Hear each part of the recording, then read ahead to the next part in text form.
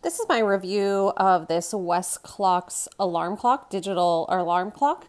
So as you can see, it's just black and it has blue writing. The material is plastic. It has like a little kickstand or foot stand that it sits on.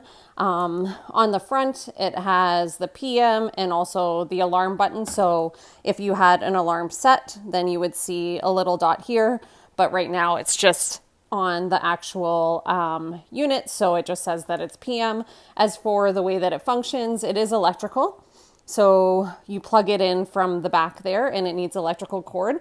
For the functions, it does have a dimmer, so you can dim the lights. So that way, if you're sleeping, you're not, necessarily seeing the lights blasting in your eyes. Has an alarm time, minute, hour, so that's so you can change the time and also your alarm time that you want to wake up. And yeah, it's a small unit, fits perfect, a nice little modern one. And I would say super, super light, so maybe 2 to 3 pounds. And I hope that's helpful.